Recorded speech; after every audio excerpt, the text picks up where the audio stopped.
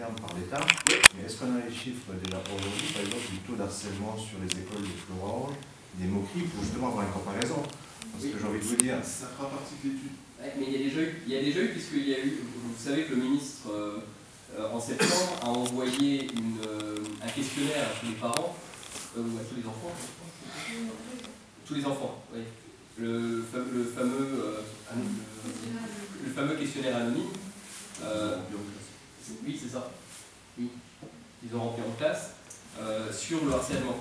Donc effectivement, il y a une première enquête qui a été faite sur le harcèlement. Sur la base, et l'idée de ce questionnaire, c'est que chaque année, vos enfants remplissent de manière anonyme, mais en classe, un questionnaire pour savoir s'ils sont harcelés ou pas. L'enjeu du ministère, c'est de regarder, de comparer, année après année, avec l'introduction de cette tenue unique, et de voir s'il y a une baisse ou une hausse en la matière. À l'heure où je vous parle, moi je n'ai aucune statistique en la matière. Ça n'a pas été communiqué du côté du ministère, ce n'est pas communiqué aux maires. Je ne sais même pas si les directrices elles-mêmes, je pense qu'elles ont agrégé les données pour les renvoyer, mais je pense que ça reste de l'ordre du confidentiel à l'heure où on parle. Donc je n'ai pas accès à ces données. Il faudra peut-être qu'on s'intéresse pour faire un bilan d'étape en la matière. Mais en tout cas, la base de données, c'est ce questionnaire.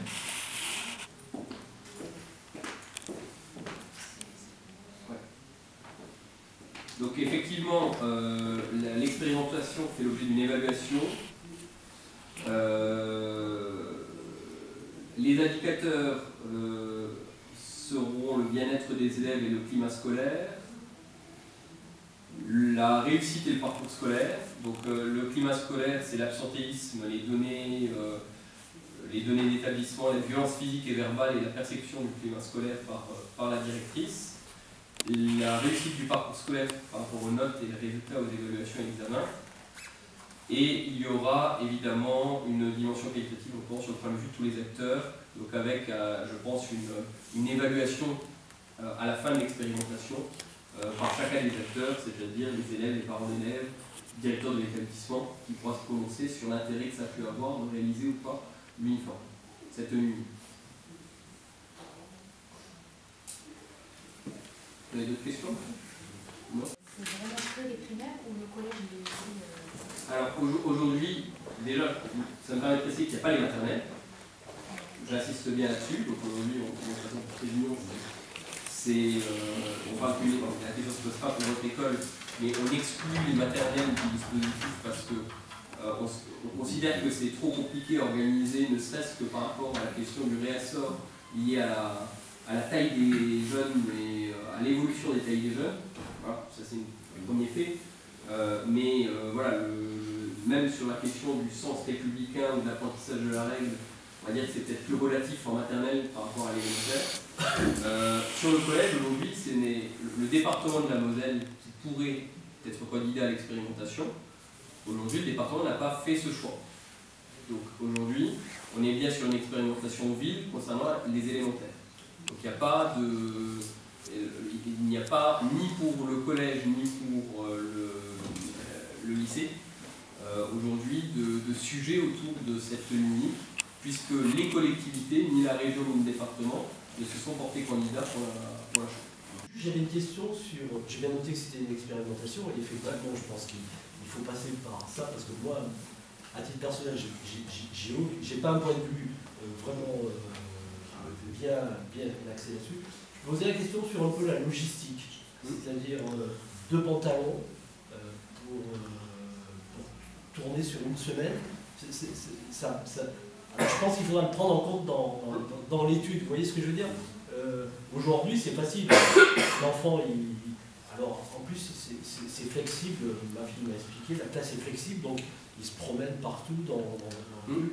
En termes d'hygiène, je pense que c'est à regarder les 2 pantalons. Voilà. Je pense qu'il faut le regarder. Voilà, vous voyez ce que je veux dire? Parce que les parents qui travaillent, la lessive, on ne la fait pas tous les soirs. Et on ne passe pas au sèche-linge tous les soirs le pantalon. Donc, c'est normal. Et après, je pense que dans cette expérimentation, peut-être, on va mettre de la souplesse. C'est-à-dire, si un jour il y a 2 pantalons qui sont souillés, il devrait y avoir un enfant qui arrive avec un jogging le matin ou autre chose, je ne sais pas. Hein. Voilà, c'était juste ça que je voulais vous dire. Sur les deux pantalons, c'est un effet. Au départ, l'État avait même mis un pantalon dans le trousseau. Ils sont passés à deux parce que je pense qu'ils ont eu des remarques d'à peu près tout le monde. C'est flexible. C'est flexible, c'est-à-dire que c'est simplement une question de discussion entre nous, les parents d'élèves, et même en cours une fois qu'on a choisi l'uniforme, enfin la tenue unique, une fois qu'on a sélectionné le type, le modèle de l'organisation de cela, la question du nombre va évoluer, je pense, en cours de route. C'est-à-dire que on n'est pas figé sur un réassort formalisé d'une certaine manière. On est en expérimentation. L'enjeu, c'est de faire en sorte que les familles puissent avoir à leurs besoins, et en fonction de leurs besoins, qui est le besoin de leur enfant, ce qu'il faut pour pouvoir aller à l'école. Parce qu'il n'est pas question que pour des raisons de logistique, les gamins ne puissent pas aller à l'école. Ça, c'est un fait. Le deuxième fait, c'est que sur la question de l'interprétation, vous parliez du pantalon, du jogging qui serait donné aux gamins en cas de problème de réassort, là, ça va être la responsabilité de la directrice d'école d'avoir à un moment donné une certaine marge d'interprétation de la règle qui est celle de son école pour ne pas renvoyer un gamin de manière arbitraire si c'est juste un problème de logistique. Par contre, ce qui est évident, c'est que la directrice d'école, dès lors qu'il y a une modification du règlement intérieur suite à la consultation en plus des parents, s'il y a une volonté de provocation de ne pas respecter cette tenue unique, là, dans ce cas-là, effectivement, la directrice d'école a des moyens de sanctionner l'enfant en refusant de le faire rentrer en classe, comme le prévoit le règlement intérieur, de manière générale. Voilà. Donc il y a différents moyens de sanction, mais effectivement, ça ne va pas s'appliquer. Je répète, c'est aux directrices de toutes les écoles de Florence de gérer leur application du règlement intérieur, mais je n'imagine pas déjà, enfin, voilà, quand on a l'habitude d'interpréter des règles pour faire vivre un établissement, généralement il y a plus de flexibilité par rapport à la réalité de ce que vivent les familles. Donc là-dessus, n'en soyez pas inquiets. C'est une question qu'on avait abordée justement avec l'équipe enseignante de André Chénier, Ouais. C'est le point d'achoppement pour elle. Qu'est-ce qu'on fait si jamais ils ne veulent pas s'habiller avec la tenue unique? Il y aura une échelle de réponse, comme il y a déjà une échelle de réponse à